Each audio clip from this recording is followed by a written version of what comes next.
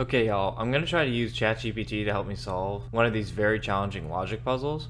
And trust me, these are a huge pain in the ass because they give you the least amount of clues possible, and you have to do all sorts of backtracking. And for the human mind to conceptualize this is very difficult, at least if you're not trained normally. It's kind of like chess, where if you're doing chess puzzles regularly, you'll be able to see things easier. So if you do logic puzzles more consistently, you'll be able to do these way faster.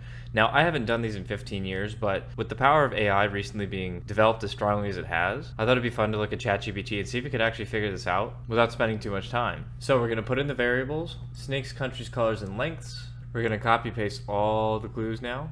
And thank God this website allows copy paste. We're going to hit a little paste-o there. And then we're going to give all the actual variables. Boom. Let's see if it can do it. Okay, so it seems to have gotten this done in 5 minutes and 45 seconds. I'm going to copy paste these and put these in the website and see what happens. So I finally just put in these things that match ChatGPT's results. Let's see what happens. Submit. Whoa! ChatGPT actually solved it? Holy shit! So the reason I'm choosing to use ChatGPT for this assignment was because when I used Grok couldn't figure it out for its life. It kept giving me wrong solution, wrong solution, wrong solution. So ChatGPT actually did much better with this than Grok did. And it did it shorter actually than Grok did as well.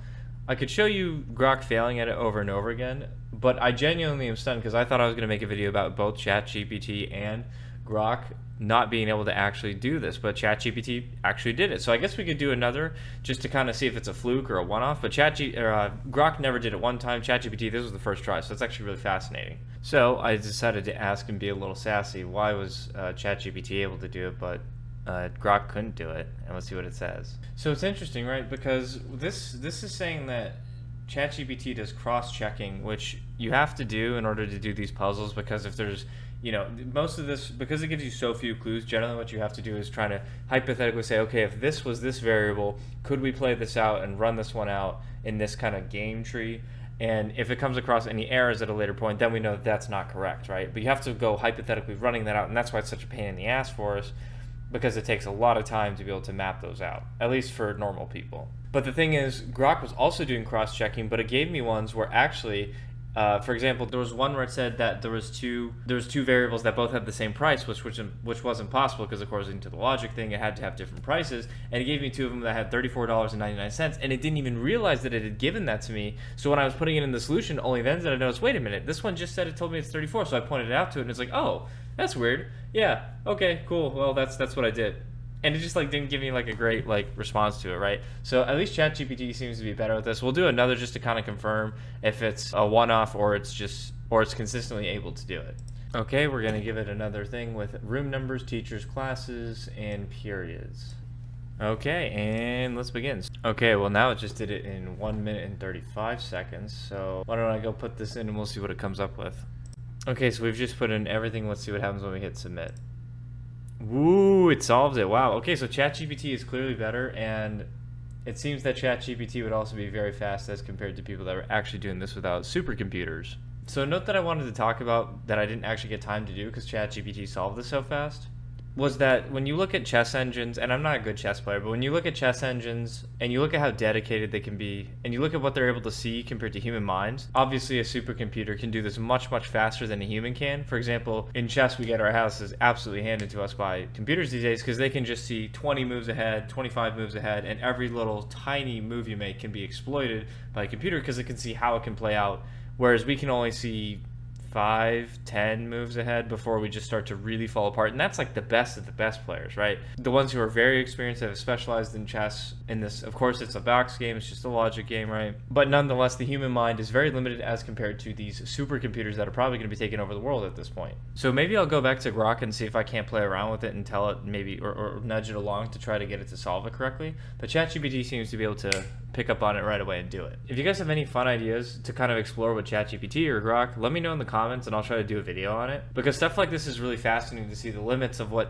a computer like this can do. And I'm assuming that what happened with the internet and YouTube, where, you know, it was kind of like this niche little thing at first, but within 5 to 10 years of it being introduced and revolutionizing the way we do things, it really took over. Now, of course, AI and all this is kind of like another jump like that, but not going to be as revolutionary because YouTube and the internet completely changed the way things were done as compared to before, right? But there is something to say that in the next couple years, maybe it's 5, certainly by 10, AI will at least play a pretty important role in everyday life in terms of what you can at least do with it, right? Think about how much time we could have saved by doing homework assignments, all this busy work bullshit we had to do in school, high school and college. We could have told it to just do an essay first, take this test, of course with our remote testing, right?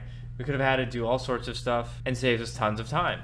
Who knows where else it's going to go from this point, but this actually puts a little bit better of a flavor of ChatGPT in my mouth. Of course, all the wokeness and all the dumb shit with the restrictions are imposed in basically all the AI, but Grok is the one that seems to be the least restricted by the stupidity of the woke virus. And now that I'm thinking about it, how far off are we from just phones having like natural AI installed in them? Like when you go buy a phone, it's probably just going to have like an AI, kind of like Siri and Google AI already had their things in their phones, but now instead of it being like a background operating system, hey Siri, can you help me find this crap? It's going to be like the dominant thing, and maybe you won't even be able to browse local files without using it, and you'll be forced. They're probably going to force you to use it because it'll be like one of these things where we see with cars where, well, we have to have all these extra features, so therefore we're going to sacrifice making the car actually reasonably well. And now because our phone is so great and it can use AI, you no longer get to browse local files. You're going to have to use the AI to browse things for you. So for example, if you want to go find a photo that you took that, you know, your phone AI took for you rather, hey, super AI on my phone, do you remember the time that I was taking this photo with like my hot dog hat? Can you find that photo for me?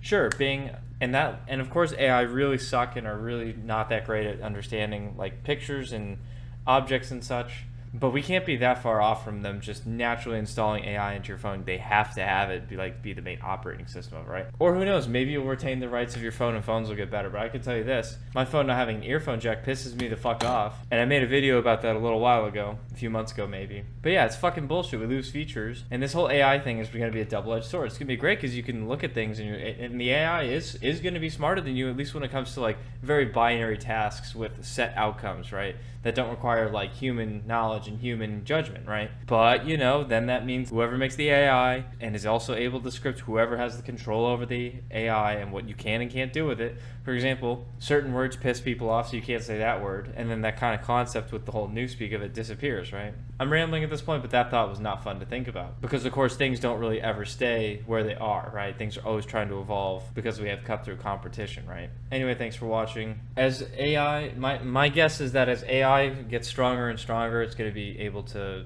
look at tasks more thoroughly and do them faster. But of course, as we've always seen, things are going to get corporatized, which also means that they're going to have way more controls. So we're probably going to be, so this is probably about as free as it's ever going to get with AI, at least in terms of non-restrictiveness, but as powers that be creep in on the technology more and more. And they've already done this plenty. They will try to restrict you more and more, being able to think only certain thoughts, right?